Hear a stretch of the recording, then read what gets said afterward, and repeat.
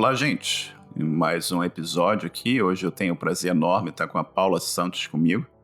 A Paula é formada em Informática Biomédica e Fonoaudiologia pela Universidade de São Paulo e bacharelando em Matemática. Ela tem doutorado em Neurofisiologia e pós-doutoramento em Computação Aplicada e Psicologia. A Paula ministrou aulas de desenvolvimento de games na Universidade Estácio de Sá. Ela trabalhou como desenvolvedora back-end e líder técnica em visão computacional e inteligência artificial na Novell e especialista em inteligência artificial na Claro. Atualmente, a Paula é CEO da BIV, pesquisadora sênior da Universidade de São Paulo, colaborando com projetos na área de bioinformática com câncer infantil. Ela foi agraciada com o prêmio Mercosul de Inteligência Artificial pelo Ministério da Ciência, Tecnologia e Inovação em 2020 e recebeu recentemente o prêmio Boston Scientific e também Inovação SUS 2021. Paula, um prazer enorme ter você aqui comigo hoje e muito obrigado aqui por tirar um pouco do teu domingo para conversar comigo. Marcelo, eu que agradeço. Primeiro, boa tarde a todos nesse domingo, todo mundo escutando aí. Espero que vocês gostem. Eu agradeço o convite e espero colaborar, mostrar um pouco do meu trabalho, do que tem sido feito. Fantástico, eu tenho certeza que será sensacional. E, Paula, uma coisa que eu sempre começo aqui no começo, como diz o outro, como é que foi que você viu que havia um interesse da sua parte por computação e programação? Como é que foi esse comecinho da sua vida, da sua carreira nessa área de tecnologia? Eu sempre falo que foi um pouco confuso, né? Porque eu ia prestar engenharia da computação, aí eu lembro que eu fui num hospital fazer um projeto social, que era um hospital de câncer. Aí eu vi uma fono, achei super legal, fui lá e mudei. Uma semana antes do vestibular, mudei para fono. Prestei fono, entrei. Só que eu via que não era muito bem aquilo. Só que eu não ia largar a vaga. Eu continuei no curso e fui fazer iniciação científica. Entrei num laboratório de biologia celular. Nesse primeiro laboratório existe um problema, que era a contagem de células. Você tinha que contar, então, por exemplo, tinha uma lâmina, aí batia uma foto e tinha várias células lá. Aí tinha que contar quantas células estavam mortas e quantas células ainda estavam íntegras. Aí eu lembro que era muito mecânico, todo mundo fazia contar e falei, gente, mas tem computação. E aí eu comecei a estudar por fora. E depois disso eu acabei indo para um laboratório de... Início eu fui fazer tudo em Java e foi um sacrifício, porque eu tô falando de 2006, então não tinha aquela coisa no YouTube, certo? Era livros. E era bem mais complexo. E depois eu fui para um laboratório de fisiologia e comecei a trabalhar com R. Então, basicamente, minha carreira começou assim.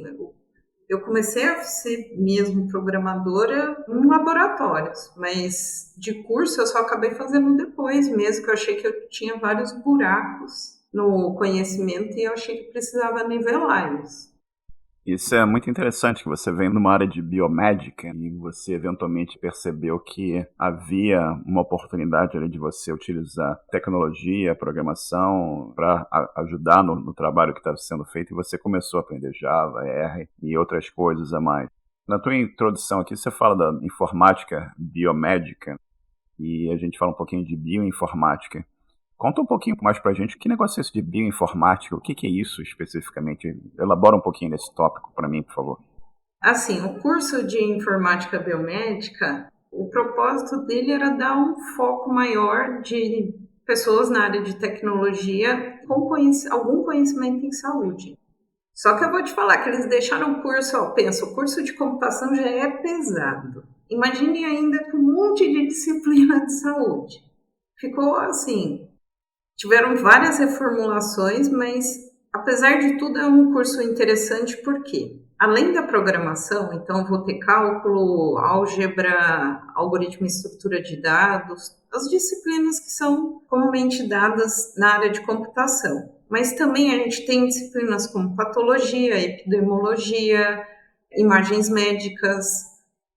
Por que isso? Porque eles percebiam que as pessoas que vinham da computação tinham que ter um esforço extra ainda para estudar todo o conteúdo de saúde. Se você pensar, quando você vai olhar a área de saúde, para quem já fui ler um pouquinho, acho que depois da pandemia isso aí até aumentou, porque várias pessoas se interessaram. Cada doença que você vai estudando, ela tem várias comorbidades com outras. Então, o que seria isso, né, essas comorbidades? Então, são sintomas semelhantes. Eles viam que o cientista da computação, ele não precisava ser um médico, certo? Mas ele precisava ter uma base para poder entender até o mesmo linguajar que é utilizado dentro do hospital. Porque pensa, para eu fazer um sistema em saúde, eu preciso sentar com o médico, com o enfermeiro ou com um técnico para ter esse conhecimento, né? Um básico desse conhecimento. Só que existe um esforço maior quando não se tinha esse nivelamento mínimo de fisiologia, patologia, biologia celular. Então, eles pegaram um curso, uma grade mais ou menos da biomedicina e uniram com a informática biomédica. Isso eles quase mataram os alunos, né? Porque a gente tinha aula das 8 às 6 da tarde todo dia. Isso quando não tinha um extra de sábado. Mas é um curso extremamente interessante, eu gosto muito. Agora eles reformularam, eu acho que conforme os anos, esse curso nasceu em 2003 na USP, né? Eu acho que conforme foi tendo o feedback dos alunos, foram se formando, entendendo como que era o mercado, o curso em si foi também se reformulando. E hoje ele tem uma grade um pouco mais flexível, não está um curso tão pesado como que era. Só que o mais interessante disso é que quando você estuda duas áreas, né, tão diferentes, você consegue ter uma habilidade que você vai integrando diferentes áreas cada vez mais. Seu conhecimento ele vai ampliando. E eu percebi isso no hospital. Então, eu entrei querendo análise higiênica, né? Então, o que seria? Eu vou observar a expressão de genes, de RNA, de DNA, para diferentes doenças. Então, se é câncer, então eu vejo um gene específico, uma via de sinalização, ou seja, é o que, quando uma doença ela entra no corpo, então como que ela se desenvolve internamente? Então a gente vai como se fosse caçando o caminho, como se fosse um labirinto que a gente caísse e fosse tentando ver qual o mecanismo que vai desenvolver aquela doença. Essa era uma área que eu tenho muito interesse, eu trabalho até hoje, mas eu me apaixonei por uma outra área no meio do caminho, que foi visão computacional. Então, no fim, o que eu fiz? Eu consegui agregar duas áreas, que é muito do que eu trabalho hoje. Então, eu trabalho com câncer infantil. E o que acontece? Eu faço uma análise da imagem de tomografia e depois eu junto com a parte de bioinformática. Fantástico, né? Como você mencionou aqui, a quantidade de informação, a quantidade de conhecimento que você tem que absorver para conseguir chegar nesse nível de trabalho que você está descrevendo é enorme, né? Você falou aqui para mim que você é formado em informática biomédica, você é fonoaudiologia pela Universidade de São Paulo e também bacharelando em matemática, né? Conta um pouquinho para a gente da influência da matemática nesse trabalho também, né? Que você tá falando aqui de visão computacional, você está falando de análises complexas e qual é a aplicação da matemática nisso tudo também? Logo depois que eu terminei fono, eu entrei na pós-graduação. E meu projeto todo já estava com foco na área computacional, então eu fazia registro de neurônio, só que eu precisava dessa base. Quando eu escrevi meu projeto de doutorado, eu fui para uma linha que eu comecei a estudar um matemático, que ele é o Ramanuja. Ele é um indiano, é sensacional. Quem quiser ver, tem um filme que chama O Homem que Viu o Infinito. É uma parte da história desse matemático. O que aconteceu? Eu precisava ter essa base da computação, que eu achava que era necessário. E quando eu terminei, eu comecei a fazer esse estudo mais profundo da matemática. E até mesmo para eu entrar no grupo da matemática, começar a interagir mais, tentar ver alguma coisa com ímpar, esses outros grupos da matemática, eu achei importante acabar entrando no curso de matemática. Porque basicamente hoje eu trabalho com algumas teorias, e uma delas é esse matemático, que é o Ramanuja, e um pouco de teoria da informação. Um pouco não, é uma base bem grande que eu trabalho. Então, eu fico simulando, tentando resolver problemas da teoria da informação com matemática do século XX. É isso que eu tento fazer. Porque o mais interessante desse matemático em si é que ele tem muita coisa que ninguém entende. É que nem a computação, isso que é legal. Ele faz a prova, mas ninguém sabe muito bem onde aplicar aquilo. Então, eu estou tentando trazer essa matemática lá de trás para aplicar esses teoremas da informação. E aí eu comecei a entrar em outra linha na área de inteligência artificial. E aí foi quando eu peguei esse conteúdo, uni com o meu doutorado, tinha uma técnica que se chama PET Club. Você põe uma agulha no cérebro do animal, um rato que eu trabalhava, e você faz o registro. Então eu vejo potenciais, é como se fosse mesmo aquelas curvas, o pessoal lembrar de senoide, seno e cosseno, são aquelas curvas, aqueles sinais que aparecem, que a gente faz em função matemática. Só que o mais interessante do cérebro é o quê? Para cada tipo de neurônio eu tenho um registro específico. Então eu consigo fazer uma função específica para aquele tipo de neurônio. Então eu trabalhei com neurônios especificamente da audição e da memória. Então eu comecei a fazer outros tipos de simulação em hardware. E aí eu começo a usar essa matemática complexa, mais a parte da teoria da informação. Então, por isso que eu fui agregando. Quando você vê eu contando os meus projetos, faz mais sentido as graduações que eu fiz. Porque quando você olha no currículo, você acha que eu sou meio louca. Por que eu fiz esse monte de coisa? Mas é por causa dessa linha teórica, né? E além disso, eu também sou formada em psicologia, né? Eu tenho um pós-doutoramento em psicologia. Por que isso? Porque eu acho que hoje a gente tem uma linha da inteligência artificial que ela usa muita neuroanatomia, estrutura neuroanatômica para fazer os modelos, mas eu estudo uma outra linha que é a neuropsicologia, que é aquela área do pensamento. Como que se constrói o pensamento, entendeu? Então eu tenho um processo mais abstrato. Então eu acabo pegando teorias do Freud e do Jung e tento trazer alguns componentes para dentro da computação. Tentei mais ou menos explicar, não sei se ficou tão claro. Ficou ótimo.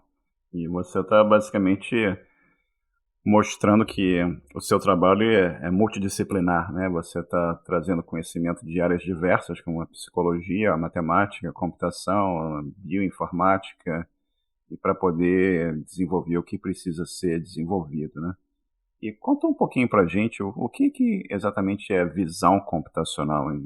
Explica um pouquinho para a gente o que vem a ser isso. Essa área eu sou apaixonada, tá? Então, se eu começar a falar disparadamente, você me dá um hello aí. Pode deixar.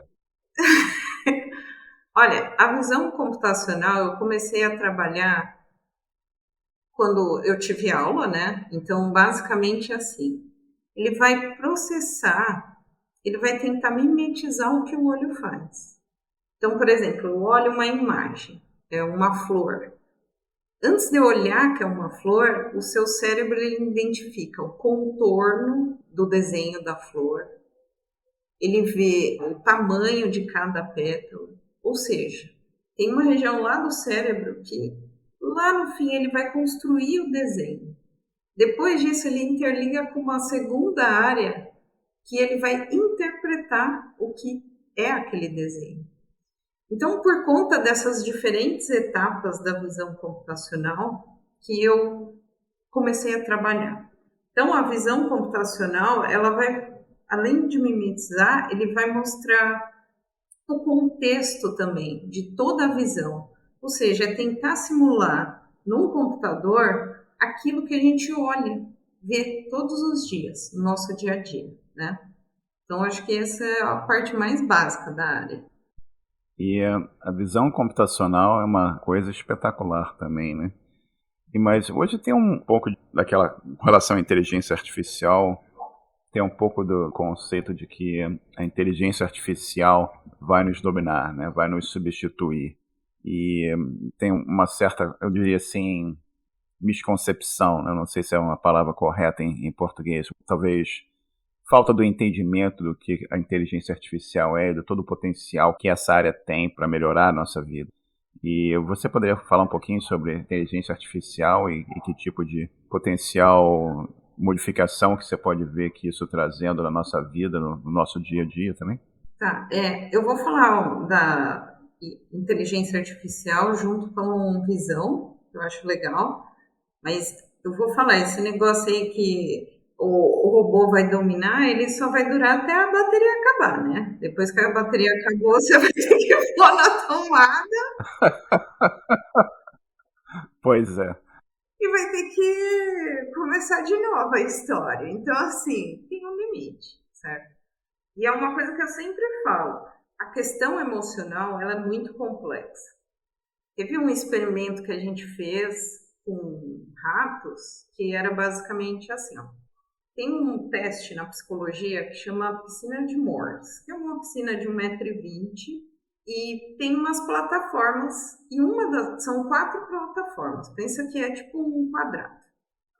Tem redondo, mas tem quadrado também. São 4 plataformas. E nas paredes, cada uma das paredes tem uma imagem, um triângulo, um círculo, uma estrela. E o que acontece? Nesse teste, a gente tenta simular a memória do rato, para ver o comportamento na área da memória.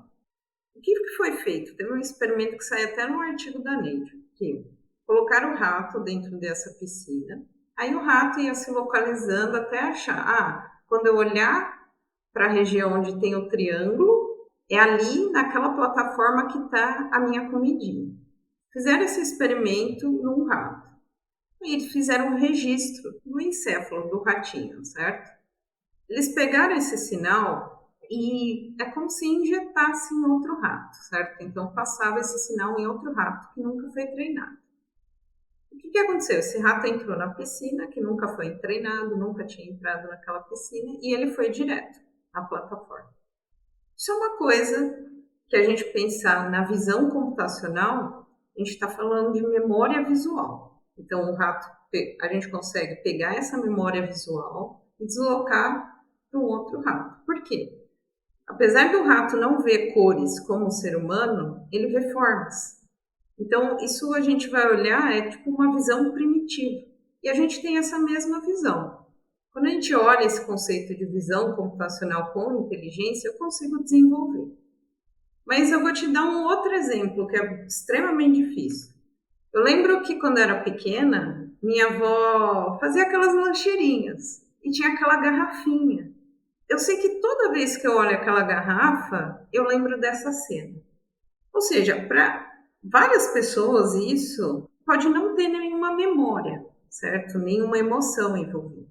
Mas para mim ela é muito especial porque eu lembro da minha avó fazendo aquela garrafinha com todinho para mim.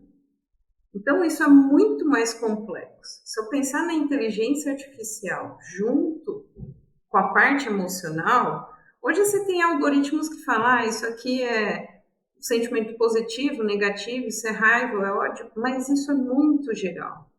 Então, eu acho muito difícil ainda com o que a gente tem de computação, pensando, ainda é limitado. Na computação quântica, pode ser uma possibilidade, certo? Quando eu falo em qubits, aí a gente está falando de outra coisa, pode vir a ser. Mas, por hora, eu acho que nessa computação binária que a gente tem, é muito difícil. A gente vai ter muitas limitações. Mas voltando lá para a parte da inteligência artificial, eu vou dar um exemplo da contribuição. O ano passado, eu trabalhei num projeto que é o da Marie. O que era? Era uma plataforma, eu trabalhei muito tempo com exame de raio-x, tomografia computacional.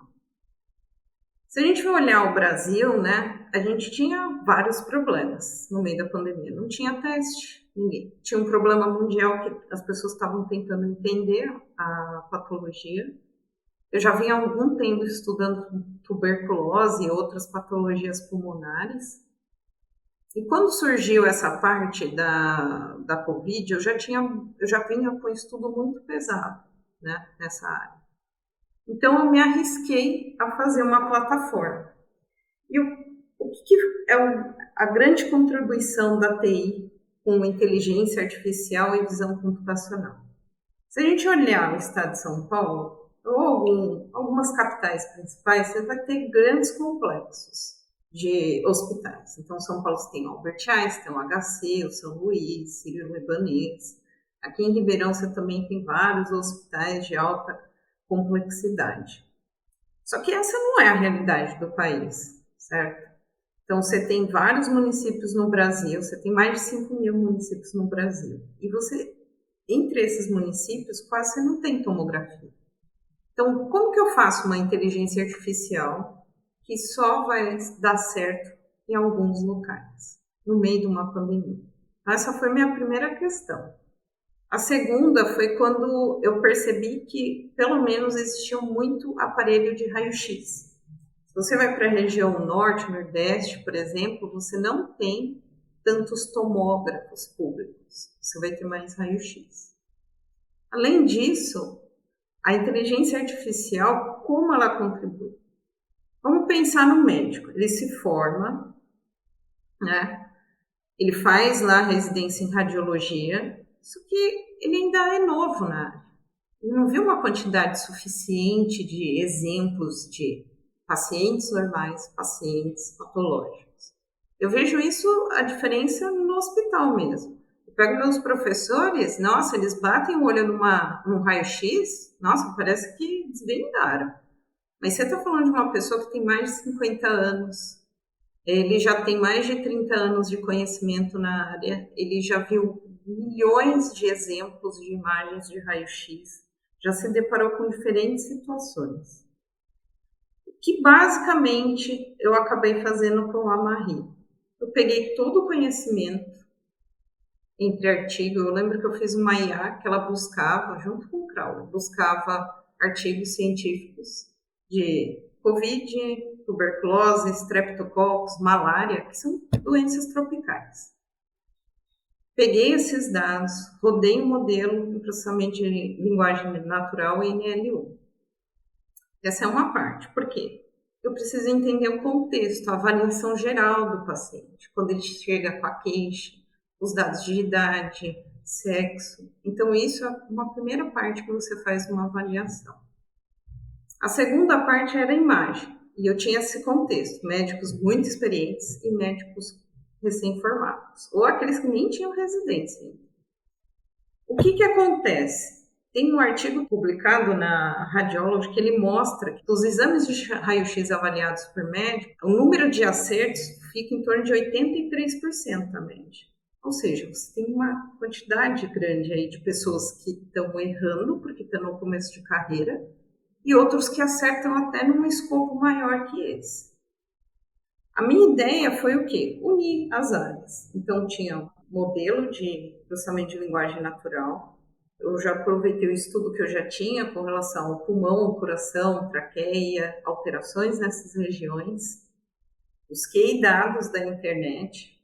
E aí, o que eu fiz? Peguei uma base teórica de um modelo que eu já vinha desenvolvendo, que é esse do Ramanuja, mais outras pessoas aí. E eu comecei a criar índices de conformidade, de alterações no pulmão. Então, como que a inteligência artificial contribuía? Ele indicava as regiões alteradas no exame de raio-x. Para um Albert Einstein, isso às vezes não tem tanto peso, porque eles já têm um exame de tomografia. E eu também posso usar esse exame. Esse tipo de classificação. Mas no exame de raio-x é muito mais complexo. Você tem vários problemas de aparelho, tanto que eu acabei desenvolvendo vários filtros diferentes para normalização desses exames de raio-x. Mas qual foi o grande impacto? Teve o primeiro município foi Itapeva, Minas Gerais, foi implementada a Marie, e a gente conseguiu, dentro desse município, impactar 45 mil pessoas. Ou seja, a pessoa entrava no hospital lá no hospital, aquele, tipo um posto, né? Porque não tinha hospital de alta complexidade, que é essa a realidade. Então ele entrava, fazia o exame de raio-x, passava pela plataforma, era coletado SWAB, né, para fazer o PCR, só que isso demorava 10 dias. Quando já indicava na plataforma, junto com também o aval do médico no fim, esse paciente já era afastado. Ou seja, imagine se esse paciente tem Covid, um exame que demora 10 dias e ele fica circulando na cidade. Então, esse paciente era afastado, era pedido que ele ficasse 15 dias em casa. E assim que a gente foi validando. Então, o que eu vejo da inteligência artificial? A gente tem vários problemas na área de saúde. Na área cirúrgica, se eu pegar visão computacional, o médico pode, aqui do Brasil, chamar um médico dos Estados Unidos e ele fazer a cirurgia aqui no Brasil. Pela área de visão computacional e inteligência artificial. Com o 5G, isso ainda vai dar um pulo maior. Por quê? Pensa que o médico que está manipulando esse robô lá dos Estados Unidos, fazendo a cirurgia aqui no Brasil, ele precisa ter a maior precisão possível e o mínimo de delay de internet. Com o 5G, isso só vai potencializar a qualidade da cirurgia. Então, se a gente olhar, ao invés de ficar pensando, um robô vai me dominar até a bateria acabar, a área de inteligência artificial ela tem pequenas contribuições. Se a gente olhar hoje os problemas existentes no SUS, desde daquela área que a gente fala de promoção e prevenção de saúde, até essa parte de cirurgias neurológicas, que são extremamente complexas. Eu trabalhei com um grupo na área de epilepsia. Então, a gente fazia o registro com eletrodo no cérebro, né? E, com base nesses registros, o médico falava qual a área que tinha que ser feita a remoção do hipocampo, né? Então, ele ia fazer um processo cirúrgico. Só que o que acontece? Para eu colocar esse eletrodo, né, o médico colocar esse eletrodo na cabeça do paciente, ele tinha que tirar parte da calota cerebral, que é parte do crânio. Quando você tira parte do crânio, o que acontece? O cérebro expande. Ou seja, quando eu fiz a primeira tomografia, uma imagem dentro da caixa craniana, eu tenho um cérebro. Depois, sem essa parte do crânio, eu tenho um cérebro expandido. O que a gente fazia? A gente pegava essas duas imagens e fazia uma técnica que chama interpolação. A gente ajustar essa dilatação que acontecia no cérebro, a gente simulava isso no computador para dar a região exata do procedimento cirúrgico. Então, assim, o ganho que a gente já teve na área de inteligência artificial para esses procedimentos cirúrgicos, por exemplo, identificar prognóstico em câncer é extremamente difícil. Quando a gente pensa em câncer infantil, a gente está falando de um câncer que tem uma evolução muito rápida. Primeira semana a criança tem um tumor do tamanho de uma azeitona. 3 semanas depois já está do tamanho de um limão. Então, como fazer esse prognóstico rápido? É aí que a inteligência artificial entra. Porque a gente estuda essas vias e ela começa a falar, olha, essa via que está alterada nessa criança, e aí o médico consegue ter uma visão melhor se vai fazer quimioterapia mais cirurgia, radioterapia mais cirurgia, ou só radioterapia. Então, assim, a gente tem várias áreas, vários pequenos problemas, não só na saúde, como em outros, para a gente desenvolver até antes de pensar no robô com uma bateria infinita para dominar o mundo. Beleza, então vamos providenciar que esses robôs nunca tenham uma bateria que dure muito, né? Então vai ser essa nossa válvula de segurança aqui, né? Voltando um pouco para a inteligência artificial e todo esse campo enorme aqui de aplicações que tem, vamos falar um pouquinho sobre o ferramental para produzir isso, né? Por exemplo, você mencionou aqui sobre o raio-x e análise que está sendo feita das imagens, né? Que anteriormente o raio-x, basicamente você fazia o raio-x e vinha aquela chapa de raio-x, e hoje em dia aquilo já tem máquinas que já te geram a imagem digitalizada para análise. E também o que você mencionou aqui da criação de modelos e também essa imagem, esse processo de interpolação da imagem antes da abertura do crânio e depois da abertura do crânio. Você podia elaborar um pouquinho sobre o ferramental utilizado, linguagem de programação, aplicativos, o que seja, que estão sendo utilizados nessa área e que apoiam esse trabalho que está sendo feito? São coisas que estão sendo desenvolvidas, customizadas, ou são coisas que já têm disponibilidade de uso? Como é que está essa indústria hoje? Tem muita coisa já desenvolvida. Então, por exemplo, se eu pensar em linguagem, né? O Java, você tem muito conteúdo na área de visão computacional. Tem o Slicer 3D, que é uma plataforma que foi desenvolvida até por um grupo de Boston na área de processamento de linguagem.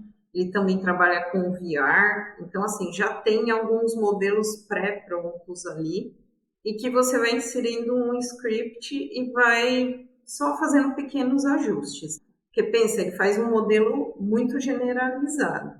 Então, às vezes, você tem que fazer alguns ajustes. A outra linguagem é o Python, né? Que você tem o Scikit-learn, a parte de imagens você tem estruturada, você tem o OpenCV também, Simple ITK, desculpa. E o Simple ITK também tem uma outra linguagem que é o C++. Tudo isso vai depender, é o que eu falo, a linguagem, se você olhar para a maioria dessas linguagens, você pode usar qualquer uma que tem muita ferramenta. O que vai fazer diferença é a sua, para onde você está direcionando esse conteúdo. Por exemplo, geralmente eu acabo agregando linguagens de baixo nível, então eu misturo o Python com C++ como microserviço, porque eu gosto de processamentos mais rápidos. E eu estou falando de uma infraestrutura em SaaS.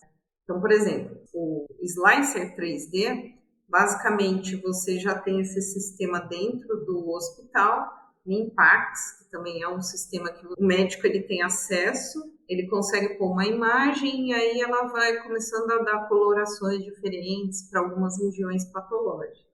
Hoje você tem já alguns sistemas pré-prontos, só que são sistemas muito gerais. Uma coisa que eu vi o ano passado, muitos modelos para COVID sendo feito de formas aleatórias, sem muito teste na vida real. Eu acho que esse é o diferencial. Além disso, você tem os modelos, né? A gente pode pensar em visão computacional, tem um modelo recente que é o Supervision, tem Imaginet, AlexNet, tem vários modelos. Tem um modelo também que o ano passado saiu, até naquele evento internacional, que é o Congresso Internacional de Visão Computacional, saiu um modelo de contexto. Então, assim, eu consigo ver a imagem e ainda taguear o que é aquele objeto. Isso também você pode trazer na área de saúde, área da agro, qualquer área de seguros, área bancária. Então, a área para identificar, sei lá, até assalto, você pode usar na área de segurança. Hoje você tem vários sistemas. Recentemente eu vi uma aplicação até nos Estados Unidos que por GPS, por exemplo, ele consegue identificar o comportamento da pessoa. Pensa assim, ele consegue pegar todos os seus dados do celular e saber o seu dia a dia. Então, ele acha o padrão de esse horário ele está almoçando, nesse horário ele está no expediente de trabalho, nesse outro horário ele está levando o filho na escola. Então, assim, o que a gente já tem hoje, a gente já consegue fazer aquela parte que eu chamo de engenharia social. Isso a gente consegue fazer muito, entender esses contextos e onde essas pessoas estão. Então, assim, hoje você já tem muitas startups com muitas soluções na área de inteligência artificial. Então, o que as empresas têm feito? Tem agrupado. Então, pensa assim, uma trabalha com comportamento, outra trabalha com contexto e imagem. Se eu sou uma startup, eu contrato essas duas e faço uma aplicação única para mim, entendeu? Hoje a gente já tem muitas soluções, principalmente se a gente pensar nas startups ali do Vale do Silício, constantemente você tem inovação nessa área de IA. E para quem está começando, eu aconselho, seja em Python e Java, vocês pegarem o OpenCV. Ele tem muito tutorial, tem muita coisa na parte de visão. Ele já tem vários modelinhos. Por exemplo, essa parte que eu falei, tem uma parte que você tem que fazer um tratamento da imagem. Então, eles já têm alguns métodos ali que você já consegue fazer essas filtragens e você consegue começar a ter uma noção de quais são esses processos. Para quem tem startup, eu acho que vale muito a pena fazer um levantamento, entendeu? Tem um levantamento que também muita startup faz, que é dentro das academias. Então, assim, entender o que o pessoal dentro da academia está desenvolvendo. Também é uma outra área. Porque o que acontece? Eles olham para isso para dar uma solução mais prática na vida real. Então, assim, se eu pensar na área de IA, já tem muita coisa desenvolvida. Mas sempre falta, tá? Você vai perceber que tem muitas soluções gerais. Por exemplo, a Google, ela faz isso. Se você olhar, ela tem uma IA para visão, uma IA para NLP, uma IA, sabe, para identificar pessoas, mas é tudo num contexto generalizado. E aí cabe cada um fazer as saídas, né, os outputs mais específicos para cada área. Então, vale a pena fazer um olhar maior para você não reinventar a roda, né? Buscar no GitHub comunidades, tem várias comunidades, você pode entrar em comunidade Python, R, para bioinformática, comunidade Java, você vai encontrar muitas pessoas que trabalham nessa área. Até mesmo para te ajudar a entender o que já tem desenvolvido. Ô, Paula, você tem todo esse foco de biomédica, né? Mas você trabalhou também como desenvolvedora back-end e líder técnica em visão computacional e inteligência artificial na Novell e na Claro. Você poderia conversar um pouquinho com a gente sobre qual foi o tipo de trabalho que você desenvolveu com essas empresas? Posso. Apesar dessa área biomédica, eu acabei me aventurando em empresas tanto de telecom, e na Novell eu trabalhei muito com o sistema bancário. Então, trabalhava, por exemplo, com projetos do Royal Bank Canadá e do Bradesco. E, basicamente, nesses projetos, pensa assim, ó, eu fazia extração de tumor em 3D. Aí, nessas empresas, eu tinha que fazer extração de dados de imagem. Então, assim, no fim, eu tive até menos problemas, se eu pensar, porque era bem mais complexo e complicado. Se eu pensar na área de back-end, é infraestrutura mesmo. Eu comecei essa parte sozinha, gente. Porque na academia, assim, é você e Deus. Seu orientador está lá só para assinar. Então, o que aconteceu? Eu fazia vários sistemas e não tinha onde que rodar. Não podia ficar rodando só no meu computador. Então, eu me aventurei numa coisa que eu tive muita raiva durante um tempo, mas depois eu fiquei mais feliz quando eu aprendi, que foi o Tomcat. Nossa, eu adoro gato, mas eu odeio aquele gato daquele Tomcat. Então, eu comecei a trabalhar sozinha, estudando mesmo. Assim, eu fiz muita coisa errada. Então, uma coisa que eu digo é insistência, né? Então, eu fui fazendo até dar certo. Então, eu já tinha um background, trabalhava com um banco Postgres já. E aí, quando eu fui para a Novell, tinha um sistema que era um monolito, né? Mas ele tinha duas etapas. Os modelos na área de visão computacional eram todos em Python e a parte de infraestrutura era em Go. Então, tive que trabalhar com vendor, todas essas coisas. Então, assim, teve essa parte de engenharia de software, que era construir em cima desse monolito vários endpoints, né? Guardar esses dados no banco, também guardar parte no servidor, tanto que as imagens eu não guardava direto no Postgres, né? Por exemplo, eu apontava um caminho do servidor onde estava a imagem e guardava esse caminho dentro de um banco. Então, foi assim que eu fui desenvolvendo a parte de engenharia, né? Depois, na Claro, eu também acabei trabalhando, nas outras empresas, eu acabei trabalhando tanto com engenharia de software, mas aí eu fui trabalhar mesmo com a Amazon, e aí eu montava sistemas de microservice. Então, por exemplo, eu jogava o React num microserviço para fazer o front-end. Eu não sou boa em front-end, tá, gente? Tinha um UX lá que fazia, eu só seguir o que ele colocava. Aí fazia a parte de login separado, né, em um outro microserviço, eu fazia em Go. E a parte de modelos mesmo, toda a parte de inteligência artificial, fazia num terceiro microserviço que era em Python. Interligava eles com o RabbitMQ ou Kafka. Então, parte dessa plataforma ficava também num orquestrador, que aí eu trabalhava com Kubernetes. Por que eu trabalhava com orquestrador? Quando eu falei lá no começo, a parte de visão, que tem uma questão da qualidade de imagem, essa qualidade era verificada, certo? Então, tem várias etapas. Nem todas as imagens, elas precisavam passar por um processo de melhora na qualidade da imagem. Aquelas que precisavam, eu apontava, então, o orquestrador para um outro microserviço. Então, foi aí que eu trabalhei muito com microservices. Dessa estrutura, eu comecei a evoluir para uma outra estrutura que vocês vão ver, que vocês vão encontrar na internet, que é o dgraph, para banco. Então, eu comecei a trabalhar com banco com estrutura de grafo. O que foi mais interessante nessa etapa? Que os modelos de processamento de linguagem natural, eles se acoplam muito bem a esses modelos em grafo de bancos. Então, basicamente foi, conforme eu tinha problemas na área de visão computacional, como servir esse processo, como guardar os dados, eu acabei evoluindo. E na Novell foi assim, eu entrei, eram os problemas de visão, eu tinha que fazer tipificação de documentos, então era uma esteira que vinha documentos de leasing, eu tinha que separar de consórcio, de empréstimo, de várias coisas, vários processos dentro do Bradesco que acontece. Eu tinha que olhar para aquela imagem, o sistema olhava para aquela imagem e falava assim, esse aqui é tipo um consórcio.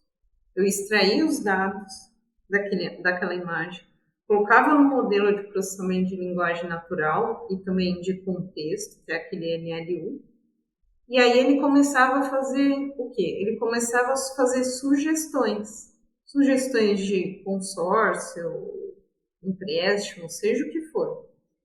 No Bradesco foi para pessoa física, no Royal Bank Canadá foi para pessoa jurídica.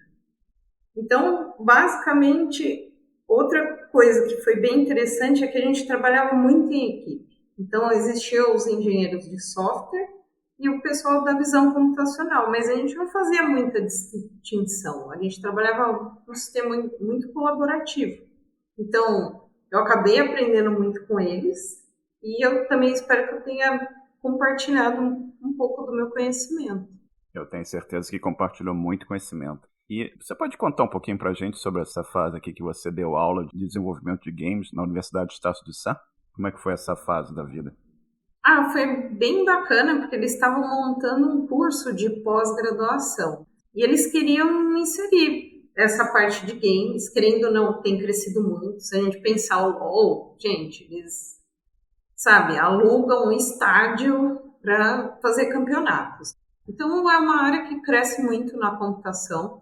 Tem uma outra área dentro da computação, também de jogos, que a gente chama de jogos sérios, né? Serious Game, que é a parte de jogos para apoio na área de saúde. Por exemplo, em 2015 eu fui uma das finalistas na Campus Mobile porque eu fiz uma aplicação para crianças autistas.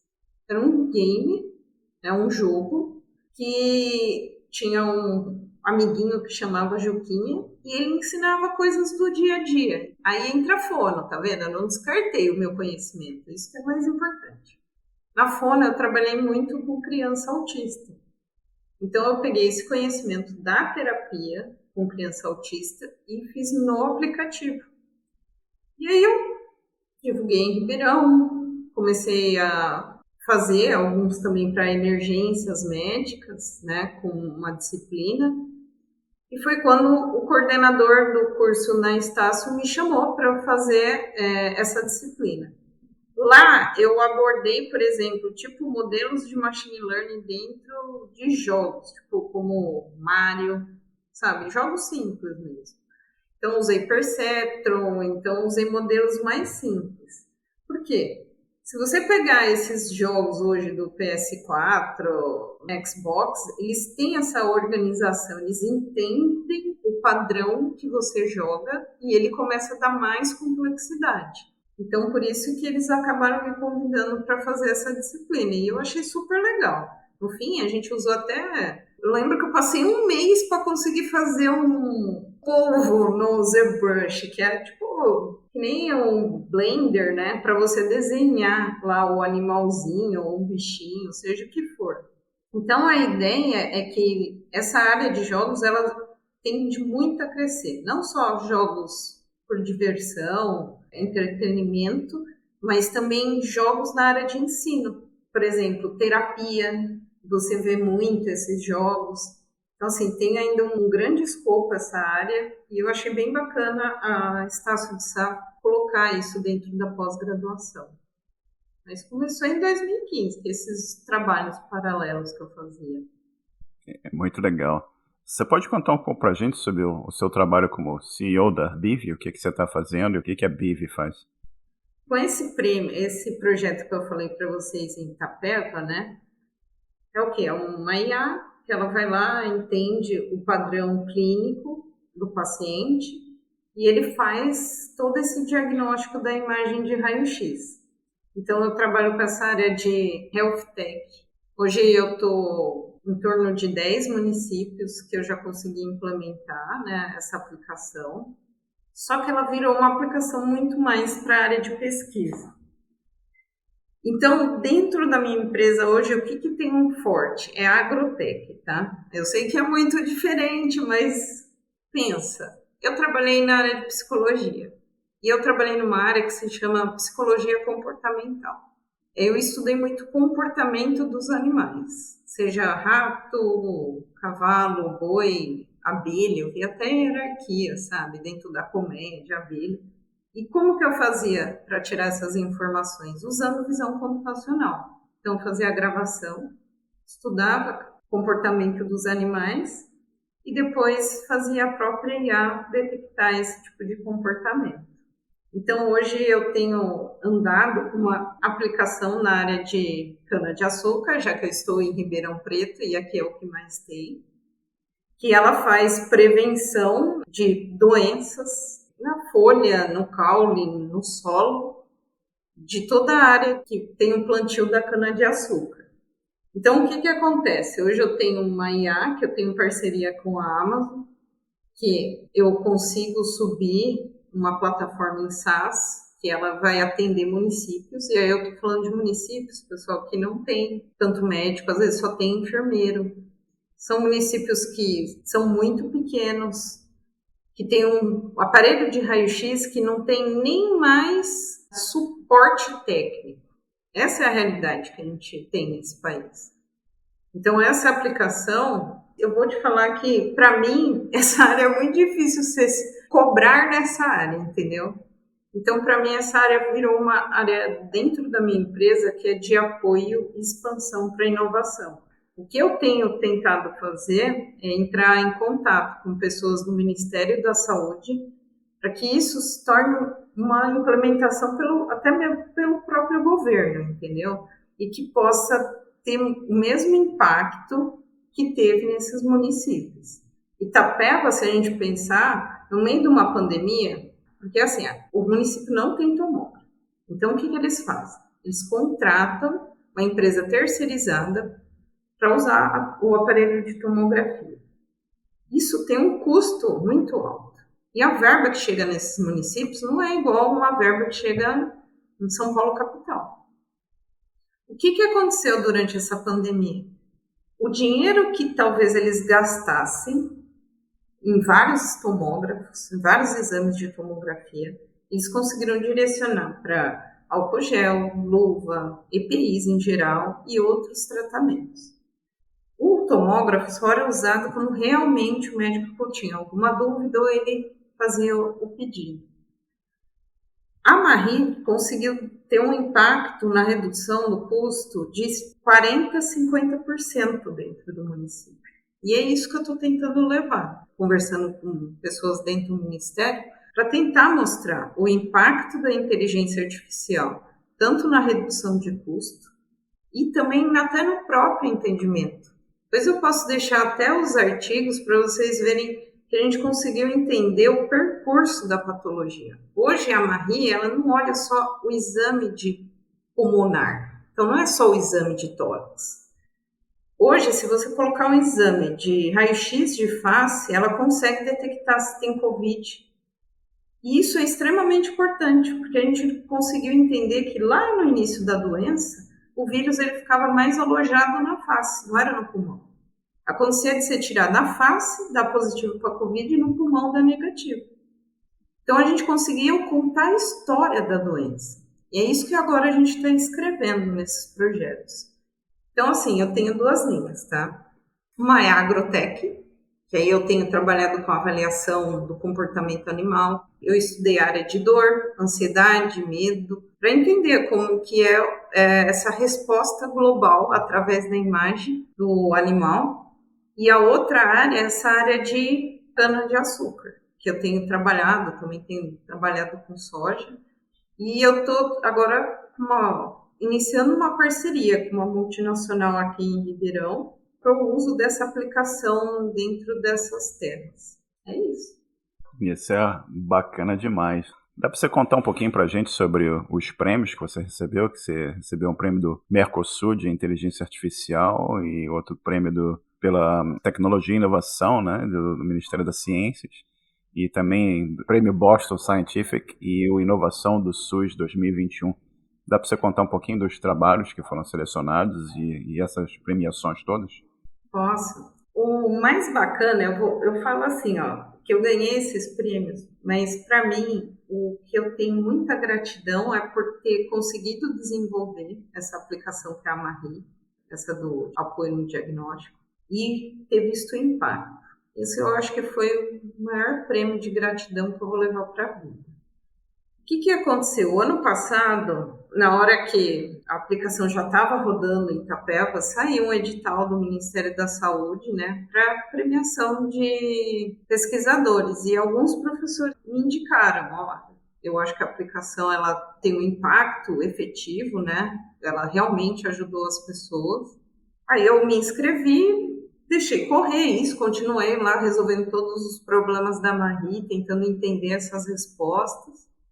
E quando foi em novembro, eu recebi um e-mail do Ministério da Ciência e Tecnologia, que eu tinha sido agraciada, então para mim isso foi extremamente importante, porque é um reconhecimento de anos, né? Que a gente olha assim, eu ganhei essas coisas, mas se vocês lembrarem, eu estou desde 2006 nisso. Então assim, eu já fiz muita coisa errada, muita coisa não deu certo, eu tive momentos de apagão. Você pegar em 2019, eu lembro que eu tinha várias aplicações que faziam pequenas coisas, mas eu não conseguia achar uma forma de encontrar esses padrões patológicos.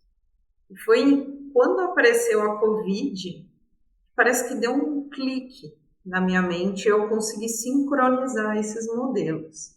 Só que isso foi anos. Um ano de 2019 que parecia que eu tinha regredido mentalmente, porque eu não lembrava. Sabe quando você tenta fazer um programa 30 mil vezes e parece que você não evolui? Foi basicamente isso. Então, para mim, quando chegou no final de novembro e eu recebi esse e-mail, foi plena gratidão, um reconhecimento de trabalho, porque eu consigo olhar a minha história. Eu cheguei ali, foi com muita luta o tempo inteiro, às vezes chocando até com ideias entre professores, porque isso acontece, o professor tem uma linha de pesquisa, e você fala assim, não, a minha é essa daqui, e eu vou ao contrário, e ele pode virar para você e falar, então caminha sozinha. E foi isso que eu fiz. Falei, tudo bem, eu vou, se não der certo, eu paro. Pelo contrário, quando eu ganhei esse prêmio, só reafirmou que eu estava no caminho certo. Aí agora em 2020 eu também acabei ganhando, eu fui para um congresso, eu apresentei o projeto da Marie num congresso de imagens médicas. Eles ficaram muito interessados e, para quem não sabe, quando a gente vai publicar um artigo científico, você tem que pagar. E eu paguei em dólar, então saiu caro. E eles acharam tão interessante o que aconteceu e toda a validação dentro do município de Itapeva, que eles me premiaram com um artigo da validação. Então, eu também acabei ganhando esse outro destaque dentro desse congresso canadense. E logo depois eu me inscrevi no prêmio Boston Scientific. Concorreu muita gente nesse prêmio. E agora, recentemente, saiu que eu tinha sido uma das agraciadas no prêmio. Para quem quiser, agora dia 25, vai ter lá no YouTube, vai passar a premiação. E para mim isso é uma realização, porque eu trabalho em empresas, mas a minha linha é pesquisa. É o que eu falo, eu posso trabalhar em qualquer startup, tá, em qualquer empresa, mas lá no fundo eu sempre vou ser uma pesquisadora. E basicamente eu tenho andado numa linha de pesquisa independente. Se você pegar a minha empresa, ela é uma startup, mas ela tem uma parte de P&D. Então eu comecei a entrar sozinha nessa linha de pesquisa, para eu poder validar esses modelos que eu tenho contestado na área de IA. Eu trabalho numa linha muito com modelo não supervisionado, e eu acho que isso que fez toda a diferença dentro desse projeto, e até mesmo para chegar e ganhar esse prêmio.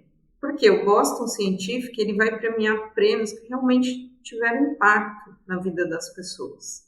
Eu vi mais ou menos as listas de algumas pessoas se inscreveram, e o que eu vejo é que tem muita gente aqui no Brasil dedicada realmente a melhorar a qualidade, seja por imagem, seja por parte de processamento de linguagem natural, seja até pela parte de sinais para audição, na área de audição. Seja na tecnologia assistida, que é para a parte de deficiência, criar novos aplicativos, ter visto tanto projeto bom e eu ter sido premiada, isso para mim não tem preço, porque foi uma validação da minha teoria e esse prêmio, como ele tem impacto internacional, eu acabei sendo indicada para um outro programa, que é um programa que vai ser no Instituto da França, que é para sentar com pessoas que já ganharam o prêmio Nobel. Então, a Universidade de São Paulo, o Centro Avançado de Inteligência Artificial me indicou, e aí eu vou para esse instituto na França para sentar com essas pessoas, para discutir novas teorias. E quem sabe, né, ganhar um prêmio maior. Esse é o objetivo, entendeu? Eu estou subindo degrau por degrau para tentar conquistar isso. Primeiramente, também, parabéns por toda essa premiação, esse reconhecimento desse trabalho tão fantástico que é o seu trabalho. Isso é realmente espetacular. E eu queria voltar um pouquinho atrás aqui no que a gente estava conversando, aqui no momento que a gente estava falando sobre inteligência artificial. Você falou um pouco sobre computação quântica e qubits. E dá para você falar um pouco para a nossa audiência aqui sobre o que é a computação quântica, o que são qubits e como é que você vê o que isso pode eventualmente trazer de avanço significativo para a inteligência artificial? Tá. Eu tô com medo de pronunciar errado o nome daquele. É o gato de Schrödinger. Mas é a história do gato. Eu acho que ninguém consegue pronunciar correto o nome. Né? Então... Nossa, eu já tentei várias vezes no tradutor ficar... Parece que não pega, mas enfim, é a história do gato. A computação hoje ela é binária. Então, é 0 ou 1. Ou seja, sim ou não, liga e desliga. Basicamente é isso. A gente faz algumas outras interpretações com função. Só que a grande questão, eu vou fazer de uma forma mais simplificada, é o talvez. Isso já está no nosso dia a dia. Talvez. Ou seja, se eu colocar um gato dentro da caixa com um copo de veneno, vai ter um momento que ele pode estar vivo ou morto. Ele pode estar as duas situações. E é mais ou menos isso que a computação quântica vai tentar resolver. Se eu pensar no mundo, Paulo, mas praticamente como que isso seria? Hoje é muito difícil quebrar uma senha. Não aquelas senhas que o pessoal põe tipo 1, 2, 3, 4, 5, 6. Mas senhas um pouco com caracteres, com umas senhas mais complexas. A computação quântica, por exemplo, ela pode quebrar isso em segundos, porque ela cria várias outras possibilidades. Se você pegar os algoritmos que eu uso, o algoritmo short, são algoritmos que estão dentro da computação quântica, a velocidade que eles podem fazer esse cálculo é muito maior. Para eu quebrar uma senha muito complexa, às vezes pode levar 10 anos ou eu nunca vou conseguir, dependendo da senha. Na computação quântica, não. Eu consigo quebrar esse tempo. Eu faço muito mais rápido essa quebra. Devido a esses cálculos que vêm evoluindo e aumentando essas possibilidades, que não seja só sim e não, que é o binário, a computação quântica ela pode ampliar em várias áreas. Até se eu pensar assim no conhecimento do genoma. Se eu olhar o DNA, eu tenho A, C, T, G. São 4, que a gente chama aquelas fitas duplas, que elas se relacionam. A com C, T com G. Ali, se eu olhar, eu tenho probabilidades que não é só uma probabilidade binária. A gente está falando de computação quaternária. Se eu pensar em RNA-seq, eu estou falando de trios de sequências de aminoácidos.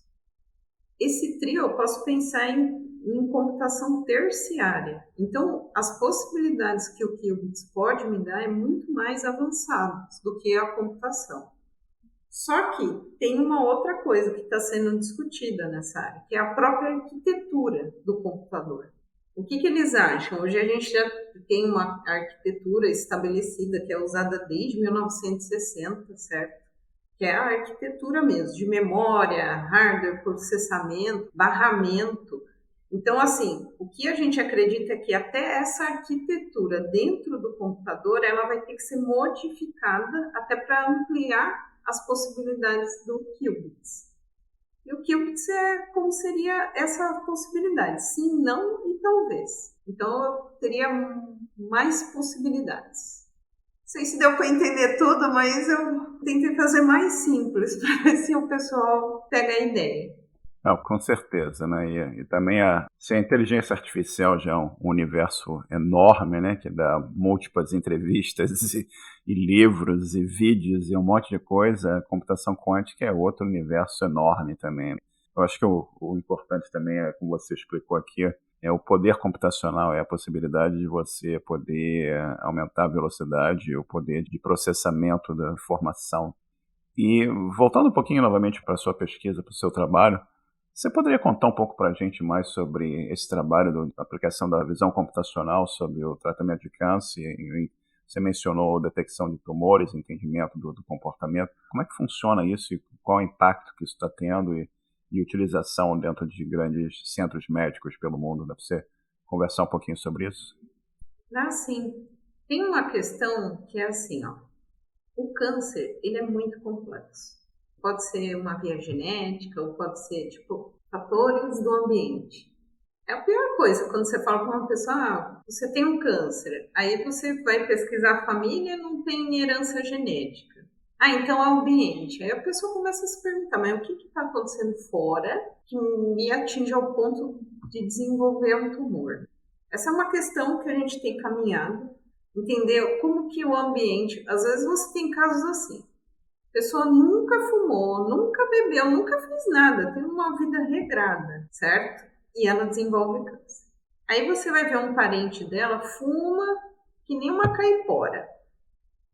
E não tem nada. Então, como explicar isso? Como explicar o organismo? Como que isso está acontecendo no organismo? A gente faz uma coisa a gente trabalha com bioinformática. O que seria? É a gente entender como que é o mecanismo interno da célula. Então, o câncer, quando ele se aloja, ele entra lá, ele começa a desenvolver no tecido e ele começa a sugar os nutrientes de cada célula para ele se alimentar, ou seja, ele é quase um parasita dentro do organismo. O que acontece? Essas pesquisas tentam entender qual a via que eu poderia interromper para o câncer parar de se nutrir do seu próprio corpo. E é nessa linha que a gente vem trabalhando, entender o DNA, como que isso acontece, se é uma herança, tem uma área que a gente chama epigenética.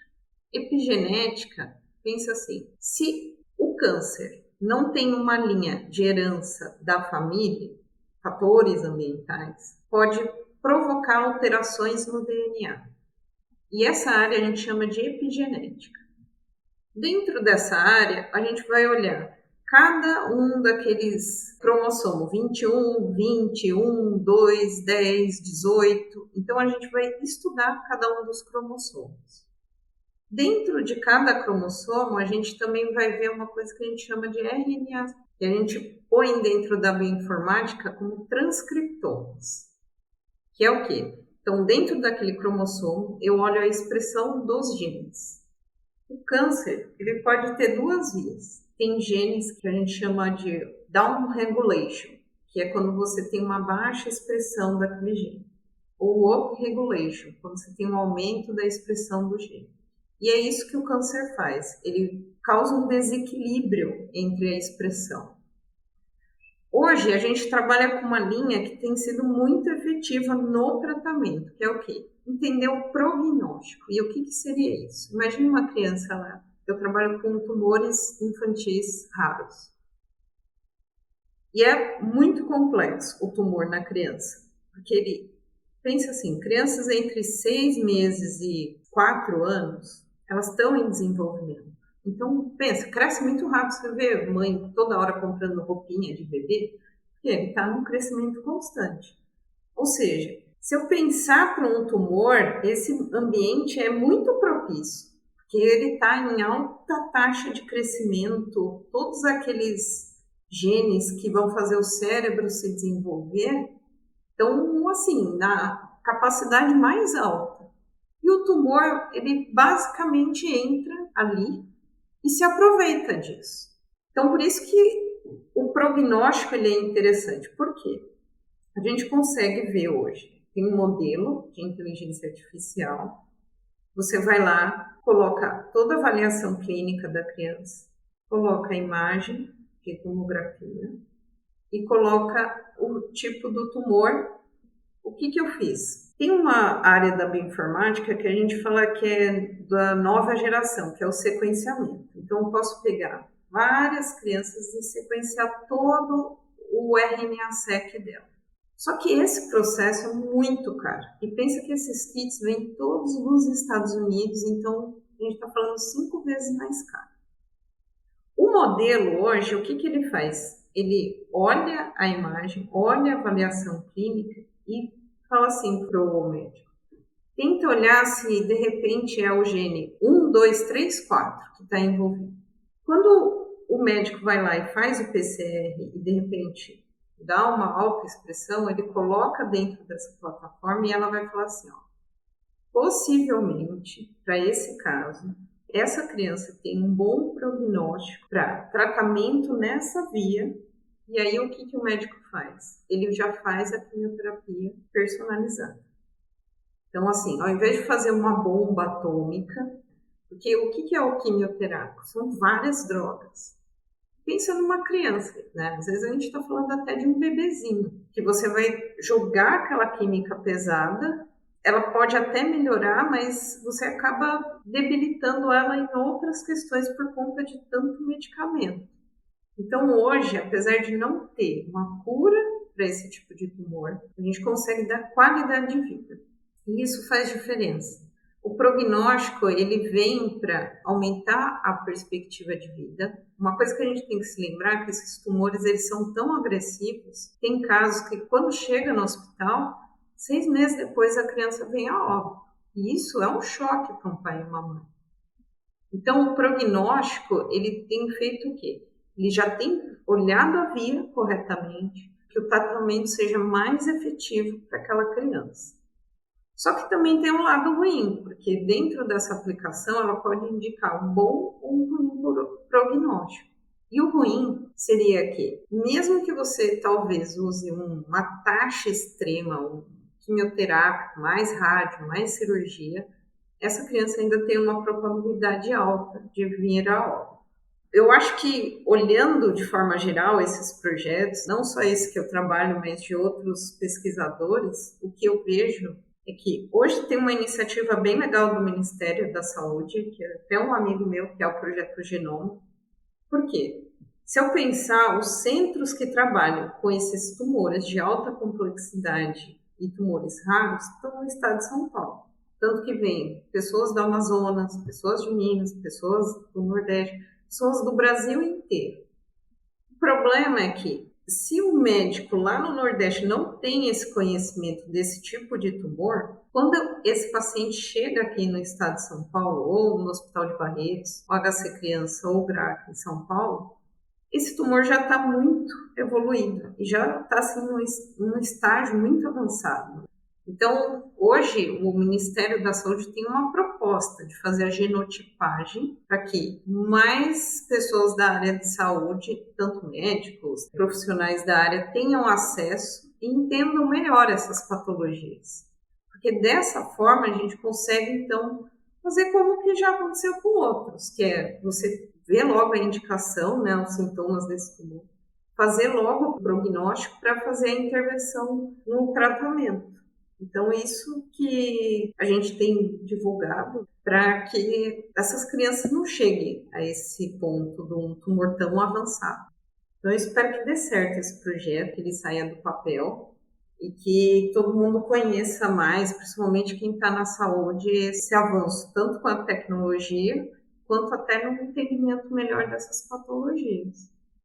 Tomara que isso dê muito certo, que a aplicação e o potencial para salvar vidas aí é enorme, né? E uma coisa, você lida com tanta tecnologia de ponta e tanta coisa de vanguarda aí, né?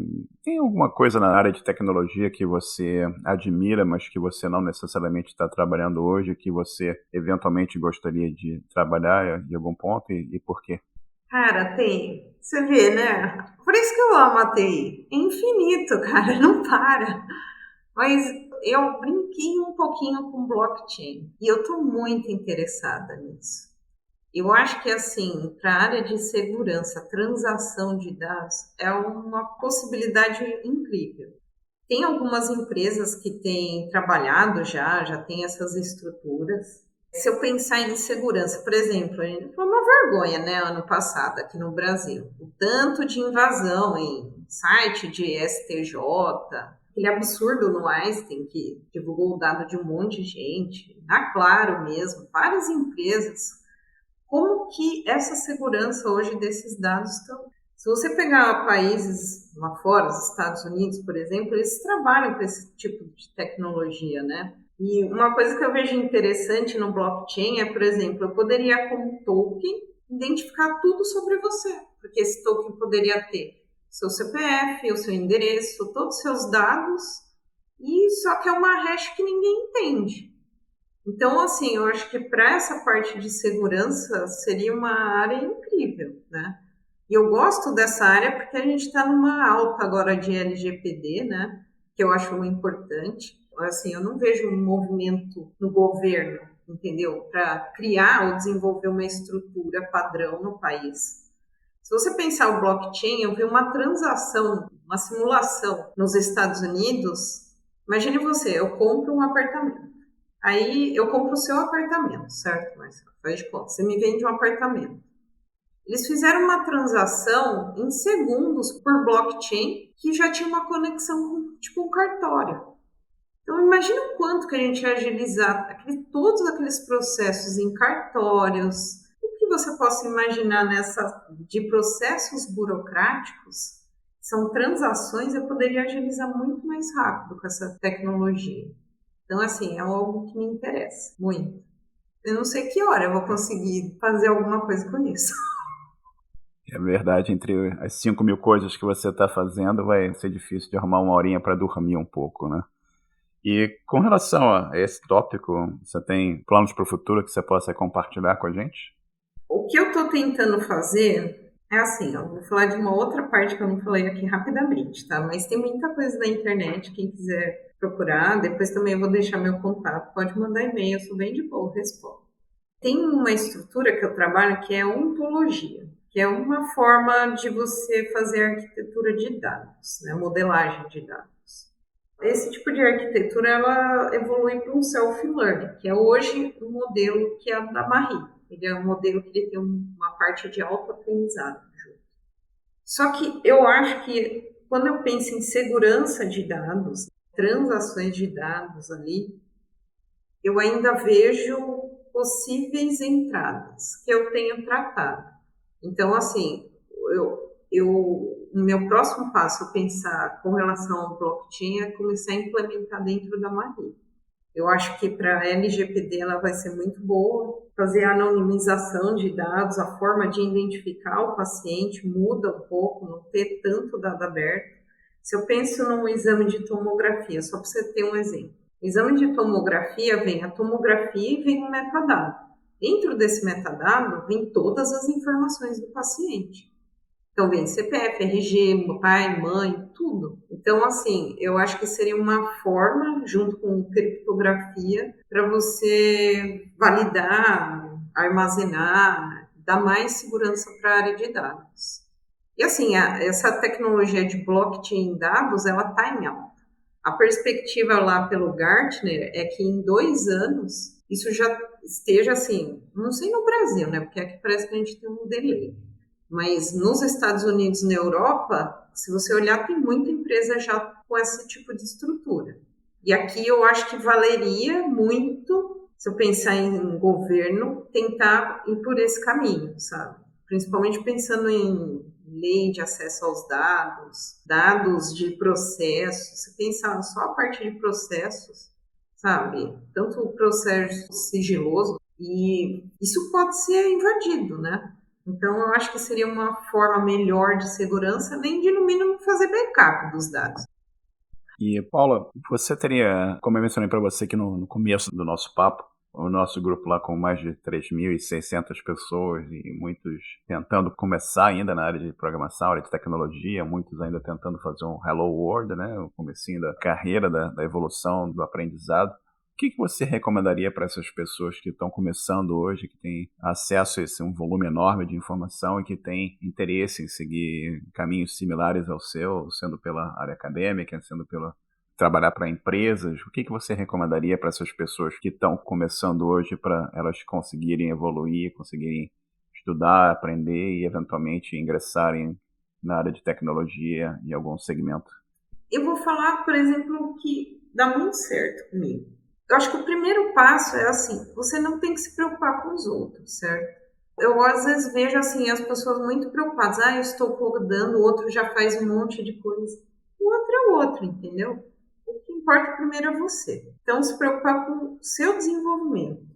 Uma coisa que eu vejo é que tem muita informação na internet, só que essa informação está muito diluída. E eu entendo que para quem está começando, às vezes não consegue muito bem pesquisar, organizar. Então, acho que o primeiro passo na área de TI é assim, vocês têm que aprender algoritmo e estrutura de dados. Gente. Do fundo do coração, é verdade. Vocês vão ver que ele resolve vários problemas na área de TI. Se eu pensar em infraestrutura, problemas de fila, tem vários algoritmos prontos e que você vai conseguir entender melhor a lógica de programação e que você usa. Tem algoritmos na área de algoritmo e estrutura de dados que você resolve problemas na área de IA.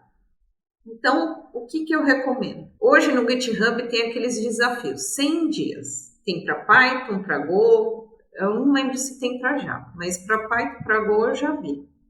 Façam esses desafios. Programação é todos os dias.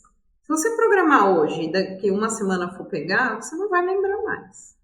A gente só chega a sênior porque a gente está todo dia estudando. E para chegar em sênior não é só tempo. Eu acho que é o quanto que você já fez de coisa errada. Se eu colocar na balança o quanto de acerto e erro que eu já tive, provavelmente eu já errei muito mais do que acertei. Então, assim, o primeiro passo é dedicação diária. Segundo, é direcionar o material. Eu acho que estudar algoritmo e estrutura de dados é uma coisa que eu vejo uma falha, às vezes, nas pessoas na TI. Elas se esquecem. Isso você vai usar tanto para via acadêmica quanto para profissional. Eu uso isso, nos dois. Então, e isso vai melhorar muito a sua lógica. Isso vale muito a pena. Você pode pegar, tem vários livros. Além disso, eu gosto muito de livro. Eu tenho mais dificuldade de vídeo, porque eu acho que o conteúdo está muito mastigado. Se você gosta de vídeo, o que eu aconselharia? Ver o vídeo. Mas não se esqueça do livro. Ele tem muito mais conteúdo aprofundado. Se você não entender, entra na comunidade. As pessoas sempre tem alguém que te responde. Eu acho que é esse recado que eu deixaria. Perfeito. E por falar em livro, você tem recomendações de livro, música ou filme para os nossos ouvintes aqui? Não necessariamente na área de tecnologia, mas o que você tem para recomendar nesse segmento? Ó, de livro, tem o Pense em Python, para quem é de Python, né? Tem programação e algoritmo estrutura de dados em C++. Geralmente, eles são bons livros. Eu posso depois passar até o nome dos autores para você, que eu não estou lembrando agora. E esse Pense em Python, por exemplo, ele tem gratuito na internet, tá, gente? Se vocês pesquisarem, vocês vão achar o PDF desse livro. Aí depois, se você quiser avançar, tem o Python Fluent, por exemplo. E ele já é um Python mais avançado. Na área de Java, aí vamos pensar assim, Paulo, eu não tenho condições de comprar um livro. Cara, é a documentação. Se você olhar a documentação de Java, Python, C++, tá tudo lá. Tudo que o cara pôs no livro tá nessa documentação. É só você colocar na internet. Python, documentação. Java, documentação. Você vai encontrar muito material. Os tutoriais do YouTube, tem vários professores. Eu acho que o mais importante é você escolher um que vai do começo ao fim. Não fica pegando vários vídeos segmentados de pessoas diferentes. Se você escolher um cara para ir desde entender o que é uma variável até construir uma classe, veja todas as aulas. Tem uma outra coisa que é a Univesp, que eles deixam as aulas no YouTube. A Unicamp faz isso. A USP também deixa o material. Tem aulas de cálculo, aulas de álgebra, aulas de computação. Tem uma outra, para quem sabe inglês, o MIT, ele disponibiliza as aulas na plataforma. Todas as aulas de algoritmo e estrutura de dados do MIT estão disponíveis para qualquer pessoa ver na internet. O material é excelente. Eu falo até porque eu tive aula na USP, assim, tinha professor bom, mas tinha aqueles que a gente sabe como que é. Tem caras lá que eles explicam de forma assim maravilhosa toda essa parte de lógica de programação. E uma coisa que eu falo para vocês, a partir do momento que vocês entenderem algoritmo e estrutura de dados, parece que a sua mente dá um outro clique. Às vezes demora, não se preocupe com os outros, treine, é treino. Treino todo dia. São horas de dedicação. Ninguém vira programador de uma hora para outra. Você precisa de muita dedicação. De filme, eu falei aquele lá, O Homem que Viu o Infinito. Eu gosto daquele filme Pi também. Eu gosto de um filme de uns caras bem doidão da matemática. O Pi é bem legal porque ele vai falar como que foi o desenvolvimento de um modelo matemático na área de finanças. Uma mente brilhante eu gosto pela história. E se você pensar em inteligência artificial, vai sair Matrix 4, 22 de novembro, super legal. Eu curto Matrix. E tem aquele Ex Machina, que eu acho que é o que todo mundo imagina, uma IA que vai seduzir todo mundo, que vai fazer várias coisas. Mas talvez quando vocês olharem esse filme, vocês vão ter mais o pé no chão. Que aquilo pode vir daqui a uns 100 anos. Mas eu acho que a curto prazo, a gente tem muitos problemas na IA para resolver. Até simples se a gente olhar. Cada modelo de inteligência artificial já tem uma taxa de erro. Imagina eu agrupando. Imagina eu agrupar tudo isso na robótica. Eu trabalhei num modelo que é o CAMI, que é um rato virtual, na área de aprendizado na psicologia, para comportamento. Ele faz a parte, sabe, de comportamento de um animal sociável e não sociável. Mas é extremamente complexo isso. Hoje ele está com mais ou menos 800 parâmetros de entrada. E assim, se você olhar para o meu robozinho, nem parece um robô. Você vai olhar, parece uma coisa que o caminhão passou. E aqui no Brasil a gente não tem muita verba. Mas não é tão simples construir esses robôs com tantas informações sensoriais. E é isso que faz o ser humano ser diferente.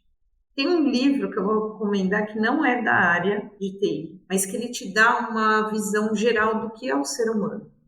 Que é do Steve Pinker, ele se chama Como a Mente Funciona. Ele até traz um pouco da IA, mas você vai entender um pouco do que é o ser humano. E o quanto a gente ainda está distante dessa IA do Ex Machina. É isso. Ótimas recomendações aqui, muito obrigado. E Paula, Você quer deixar um contato aqui, alguma coisa, e-mail, Twitter, ou que seja que você queira divulgar, sites que você tem, qualquer coisa para que as pessoas possam usar para entrar em contato com você? Tá, eu vou deixar meu e-mail, porque assim, eu já canso tanto de ficar no computador que eu só tenho LinkedIn, o resto eu não tenho mais. Não tem Twitter, Instagram, nada. Mas meu e-mail é paulac.usp@gmail.com. Assim, eu já dei palestra, tem gente que me manda e-mail, eu não tenho problema nenhum em responder, tá, pessoal? Fique bem à vontade. Eu acho que é o melhor contato. Perfeito. E, Paula, novamente hoje é domingo, né? E no Brasil já são quase 4 horas da tarde. E eu queria te agradecer aqui pelo tempo, essa conversa maravilhosa que a gente teve aqui hoje. E muito obrigado aqui pelo teu tempo e por compartilhar todo esse conhecimento, esse presente aqui que você deu para os nossos ouvintes. Muito obrigado, hein? Por nada, eu que agradeço o convite. Espero ter esclarecido e não ter confundido mais a cabeça das pessoas. Tá? Muito obrigada. Com certeza, muito esclarecedor. Muito obrigado, um forte abraço. Chegamos ao final de mais um episódio. Agradeço a todos a atenção e o nosso site é osprogramadores.com. Participem e até o próximo episódio. Um bom dia para todos.